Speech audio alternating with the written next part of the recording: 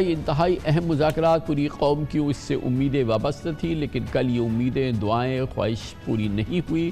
فریقین نے کوئی نتیجہ قوم کے سامنے نہیں رکھا، اس کا کوئی مذاکراتی حل سامنے نہیں آیا، اور یہ تمام معاملہ اب سپریم کورٹ آف پاکستان میں پہنچ گیا ہے۔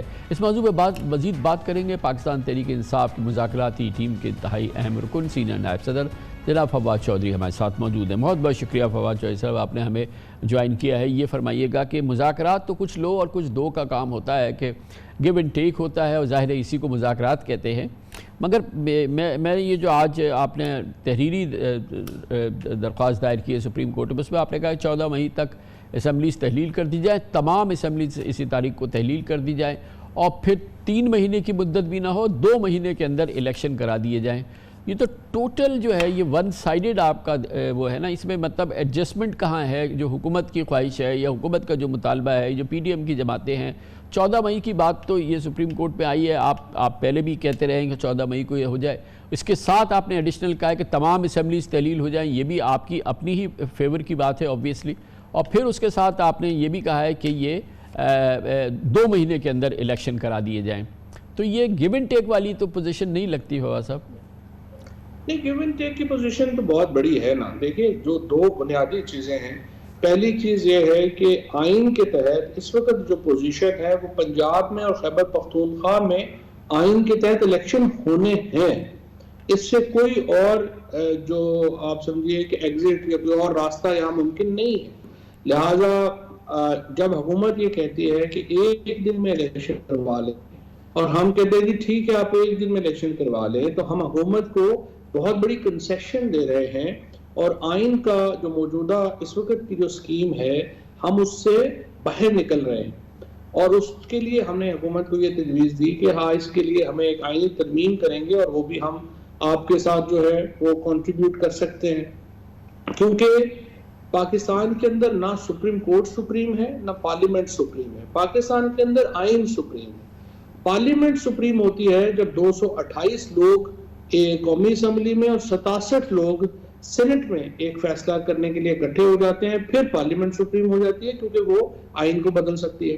لہٰذا اس صورتحال میں ہم تو حکومت کو یہ بہت بڑی کنسیشن دے رہے ہیں، اور اس کے اوپر تقریباً ایگریمنٹ جو ہے وہ ہوا ہے، جو میں سمجھتا ہوں کہ ایک بڑی کامیابی ہے ان مذاکرات۔ لیکن جس معاملے تاریخ جو اہم معاملہ ہے وہ ہے تاریخ کا، اور تاریخ آپ کے علم میں ہے کہ ان مذاکرات سے پوری قوم کی سانسیں رکی ہوئی ہے کہ اس سے کوئی مذاکراتی حل نکل آئے۔ سپریم کورٹ بھی یہ چاہتی ہے، 23 کروڑ لوگ بھی یہ چاہتے ہیں کسی صورت سے۔ تو یہ اسٹیکس اس کی بہت ہائی ہے، ہم بہت ہی قیامت کے دور سے گزر رہے ہیں، اور یہ مذاکراتی حل کی اور ایک ریزولوشن کی خبر آپ کو معلوم ہے پوری قوم میں جشن کا سما پیدا کر دے گی۔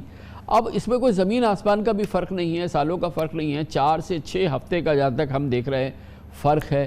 تو یہ تو سمٹنا چاہیے نا فواد چودھری صاحب، یہ تو کوئی اتنی بڑی بات نہیں ہے کہ الیکشن 4 ہفتے 6 ہفتے 7 ہفتے پہلے ہو جائے، یا 6 یا 7 ہفتے بعد ہو جائیں۔ یہ کوئی 7 مہینے یا 7 سال کی تو بات نہیں ہے نا۔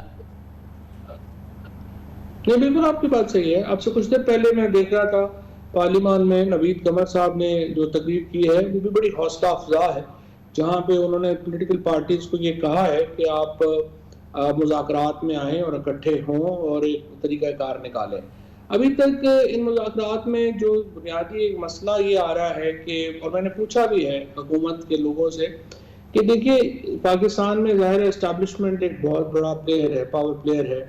ابھی ہمیں یہ نہیں پتہ چل رہا کہ وہ مذاکرات کے اس عمل میں کہاں کھڑے ہیں، کیونکہ ہمارے ساتھ کوئی رابطہ ہے نہیں، اور اگر ان مذاکرات کو ایک پشت پناہی حاصل ہے یا ایکسنٹ حاصل ہے اسٹیبلشمنٹ کی، تو پھر معاملات اور آسان ہو جاتے ہیں اور ایک حل کی طرف زیادہ۔ لیکن معاف کیجئے گا فواد صاحب، یہاں میں روکوں گا، خاکم بداہن، یہ کیسے ہو سکتا ہے کہ اس وقت قوم کس عذاب سے گزر رہی ہے؟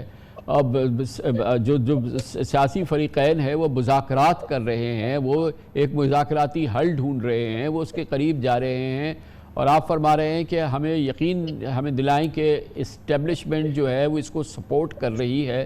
اسٹیبلشمنٹ سپورٹ نہ کیوں کرے گی؟ مطلب کیسے ممکن ہے کہ اسٹیبلشمنٹ سپورٹ نہ کرے کہ ایک مذاکراتی پرامن حل نکلے؟ یہ کیسے ہم سوچ سکتے ہیں کہ 23 کروڑ لوگ یہ چاہ رہے ہیں اور اسٹیبلشمنٹ یہ نہیں چاہ رہی؟ یہ کیسے ہو سکتا ہے؟ یہ कैसे तस्वुर आ रहा है फवाद साहब? देखिए, ख्वाहिशात तो मेरी भी यही हैं जो आप कह रहे हैं, और होना भी यही चाहिए जो आप कह रहे हैं। लेकिन जिस तरीके से इन मुज़ाकरात के दरमियान परवेज़ इलाही साहब के घर के ऊपर हमला हुआ, और जिस तरीके से उनकी चादर और चारदीवारी की बेहरमती की गई, जिस तरीके से तहरीक इंसाफ के लोगों को इस्लामाबाद में गिरफ्तारियां हुई, और उसके बाद जो वफाकी हुकूमत के वज़रा जो हैं वो तो अब मीडिया के ऊपर आके बोल रहे हैं कि हमारा इससे कोई ताल्लुक जो है वो नहीं है।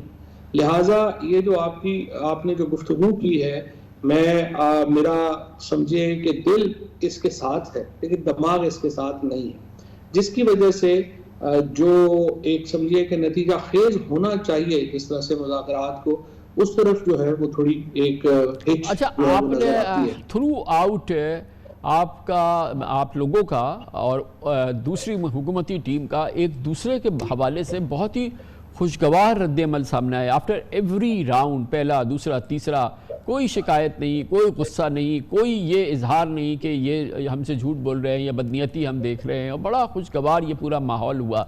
यकीनन आपने बात की होगी ना ये इसी मुज़ाकराती टीम से कि ये चौधरी परवेज़ इलाही साहब के घर में इस तरह से पुलिस ने धावा बोल दिया, और फिर इस तरह से और जिन वाक़यात की आपने ज़िक्र किया है, इन तमाम बातें सामने रखी होंगी उनके कि भाई आप मुज़ाकरात कर रहे हैं, उसके साथ आप ये क्या कर रहे हैं, तो उसका क्या जवाब दे रहे थे ये लोग? उन्होंने तो कहा, बल्कि उन्होंने तो खैर मीडिया पे भी आके कहा कि हमारा उससे कोई ताल्लुक नहीं है, और उन्होंने खुद को डिस्टेंस किया इस बात से। लेकिन आज ही सुबह आपने देखा होगा कि अहमद मलिक साहब जो मशहूर हैं कि उनका नून लीग से ज़्यादा ताल्लुक इतना गहरा नहीं है और उनका एस्टैब्लिशमेंट से ज़्यादा गहरा ताल्लुक है, उन्होंने आके एक प्रेस कॉन्फ्रेंस की और इसकी वाक़ई की जिम्मेदारी जो है वो कबूल की। इसी तरह से अता तारड़ उनके साथ थे, उन्होंने जिम्मेदारी कबूल की। सो ये भी हमें समझ नहीं आ रहा कि नून लीग के अंदर क्या पॉलिटिक्स चल रही है।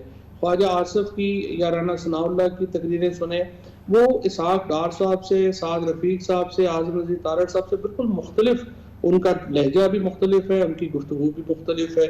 और दूसरी तरफ ये बात भी समझ से बाहर है कि इसहाक डार साहब जो नवाज शरीफ साहब के बड़े ही करीब हैं, और साद रफीक साहब जो बहुत ही सीनियर लीडर हैं, जाहिर है कि वो शहबाज शरीफ और नवाज शरीफ साहब की जो इमा है या उनकी मर्जी है उसके बगैर तो मुज़ाकरात में नहीं बैठे होंगे। तो ये नून लीग, लेकिन पीपल्स पार्टी में ये सूरत हाल नहीं है। पीपल्स पार्टी में एक जो यूसुफ गिलानी साहब हैं या नवीद कंवर साहब हैं, उनकी एक यगानियत नजर आती है, और किसी ने उनकी टांगें खींचने की इस तरह से कोशिश जो है वो नहीं की है। सो ये एक नून लीग की इंटरनल पॉलिटिक्स थोड़ी थोड़ी समझ से बाहर है, और उसी की वजह से ही कुछ जो है वो डाउट्स नहीं है। बाकी मेरा ये ख्याल है ज़ाती तौर के ऊपर, आपने बिल्कुल दुरुस्त तौर के ऊपर ये कहा है, तो बहुत लंबा चौड़ा डेट्स में फ़र्क नहीं है, और मामला जो है वो हल की तरफ भी जा सकते हैं। लेकिन और इसमें चले उस मुज़ाकरात के कमरे में नहीं हुआ, लेकिन अब ये मामला तो सुप्रीम कोर्ट में आ गया है ना, और अब बहरहाल सुप्रीम कोर्ट का ये केस है, सुप्रीम कोर्ट की तारीख है, सुप्रीम कोर्ट का एक फ़ैसला है हतमी, और इसका आखिरी फ़ैसला सुप्रीम कोर्ट ने ही देना है। वहाँ से कोई तारीख हो जाए तो फिर तो तमाम फ़रीक़ैन के लिए, या वहाँ से कोई इसका रेजोल्यूशन अगर सामने आ जाता है, फिर तो इसमें कोई दो राय नहीं है ना। नहीं, जाहिर है सुप्रीम कोर्ट अगर इसमें इंटरवीन करेगी और सुप्रीम कोर्ट को डेट के ऊपर बात करेगी, तो वो फिर वो तो जाहिर है कि उसके ऊपर असूल मुख्तलिफ होगी। लेकिन जिस तरह सुप्रीम कोर्ट ने पहले भी कहा कि वो सिस्टम को हुक्म नहीं दे सकते, उनकी एक सजेशन जरूर है, और वो सजेशन उन्होंने इसीलिए दी थी कि देखिए ये जो मामलात हैं, पार्लियामेंट के पास इख्तियार हैं कि वो आइन की दी गई मुद्दत को तब्दील कर सके। सुप्रीम कोर्ट के पास ये इख्तियार उस तरह से नहीं है। वो एक बेर मिनिमम जा सकते हैं प्रिंसिपल में, लेकिन वो इस तरह का इख्तियार उनके पास जो है वो नहीं है कि वो इलेक्शन ही जैसे अगले साल पे चले जाएं या देर से कर दें या कुछ कर दें।